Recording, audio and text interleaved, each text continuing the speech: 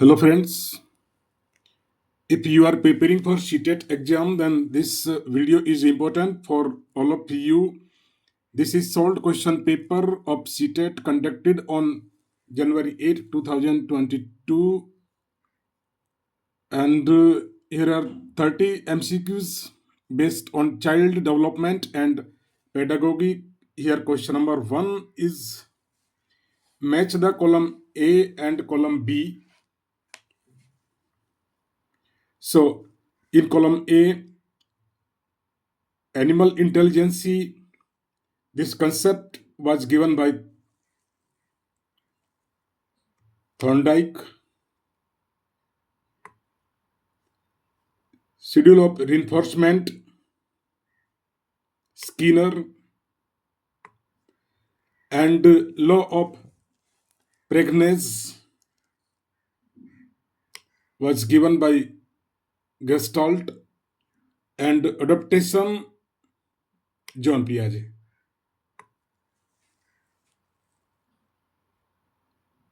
So 3, 4, 1, 2, option 3 is the correct option here. Okay, animal intelligence, Thorndike, schedule of reinforcement, Skinner, law of pregnancy, Gestalt, and adaptation, Piaget. Then question number 2, development is a never-ending process. This statement is related to which principle of development? And the correct answer is principle of continuity. Option third. Through which amendment of constitution education has become fundamental right? शिक्षा को एक मौलिक अधिकार बनाया गया था किस संविधान संशोधन के द्वारा? And correct option is amendment 86.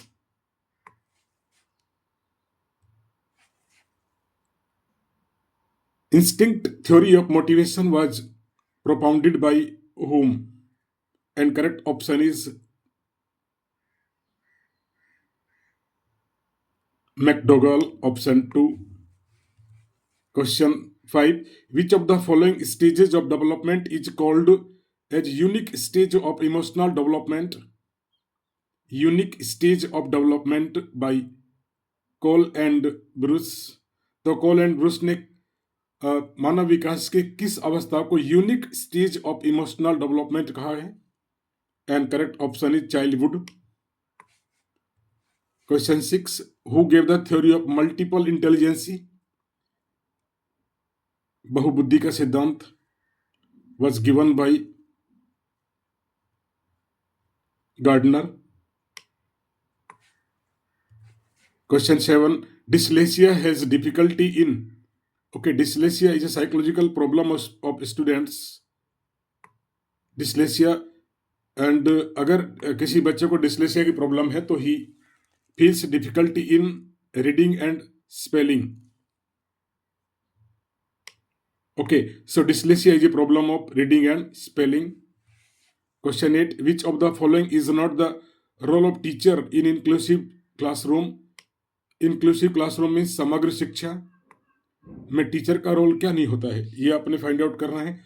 तो पहला ही ऑप्शन है teacher should not pay attention to differently abled child. तो यहाँ पर नॉट नहीं होना चाहिए था. Okay, teacher should pay attention, teacher को ध्यान देना चाहिए. Question 9. In the class questioning by students. तो कक्षा में अगर बच्चे क्वेश्चनिंग करते हैं, प्रश्न पूछते हैं, तो उसको बच्चे को जो है इंक्रीज करना चाहिए. सो option 1 is the correct answer, should be increased. Question 10. Growth of a child is mainly related to. Growth का संबंध जो है वो शारीरिक जो विकास है, physical development of child. Question 11. Which of the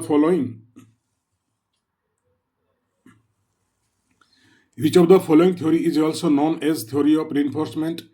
पुनर्बलन का सिद्धांत भी कहा जाता है. And theories operant conditioning.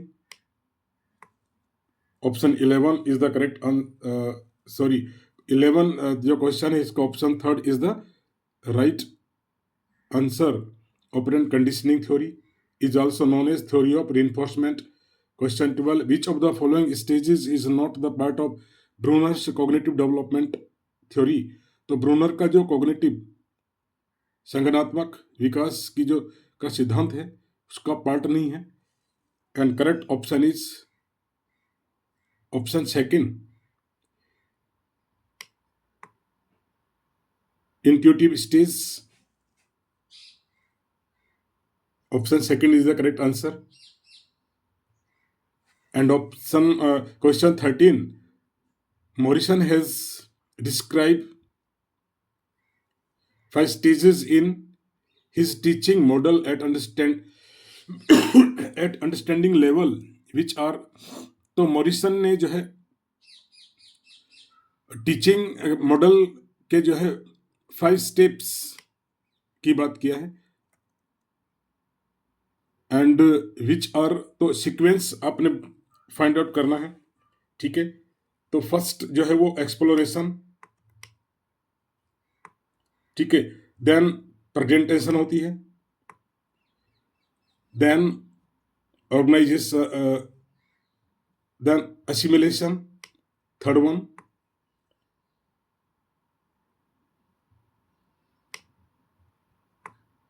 Yes, assimilation, third one, and then organization number 4 पे आएगा, and recitation number 5. So here correct answer should be 1, 2, 1, 4, 3, 5. Then which of the following is not related with cognitive domain? Cognitive domain से किसका संबंध नहीं है? And the correct option is knowledge.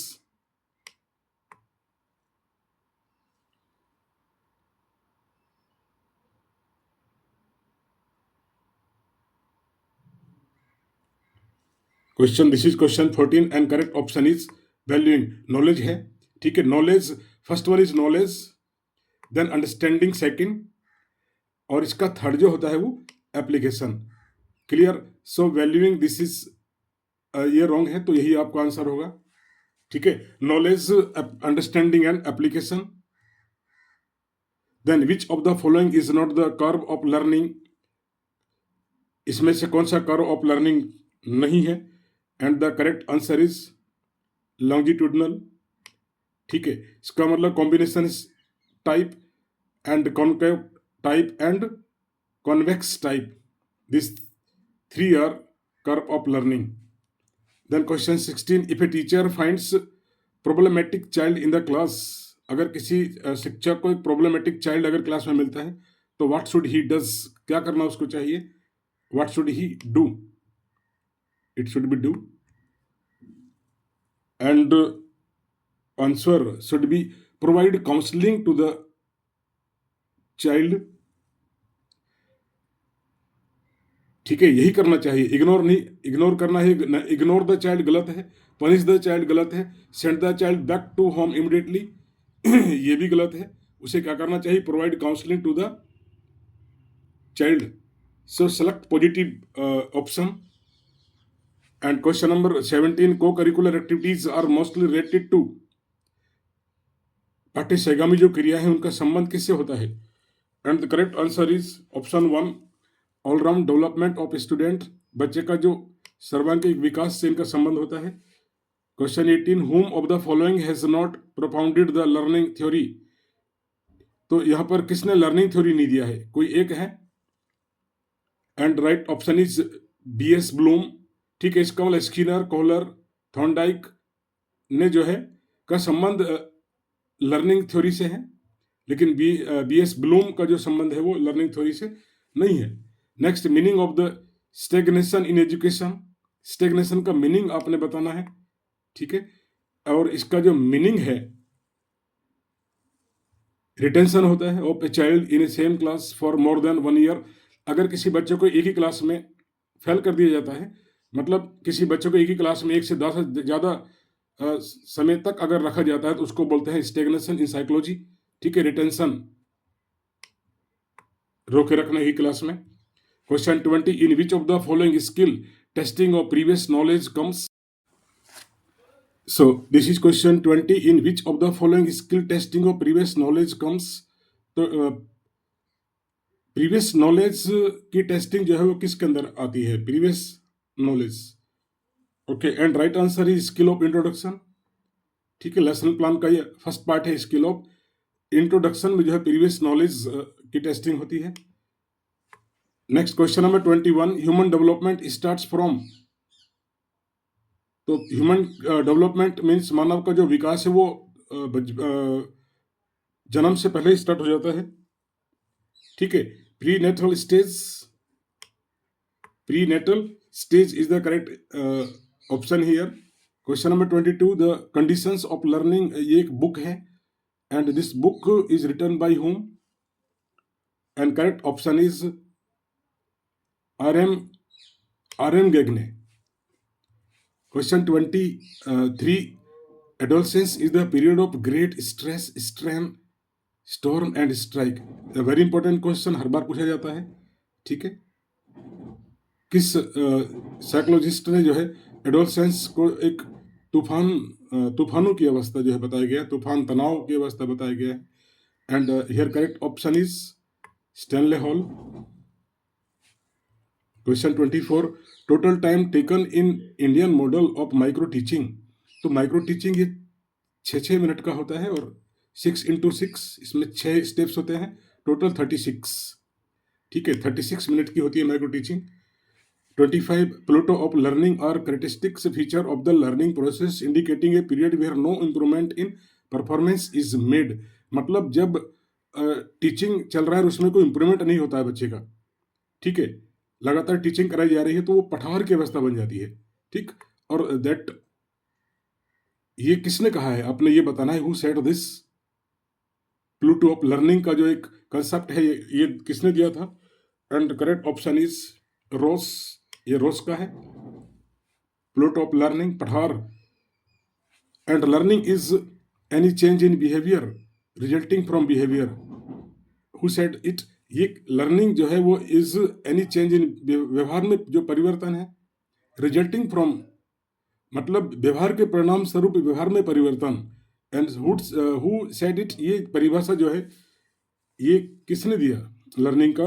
And correct answer is option 1, Guilford.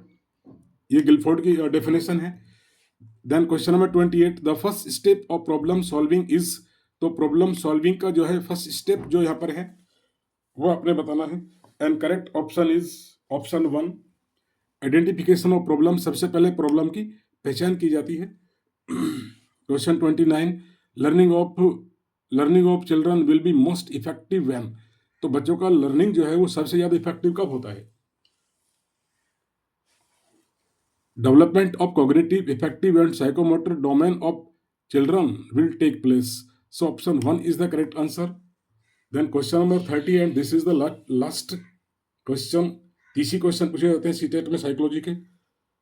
ठीक है, and which step is prominent in the syntax of teaching model of memory level and understanding level.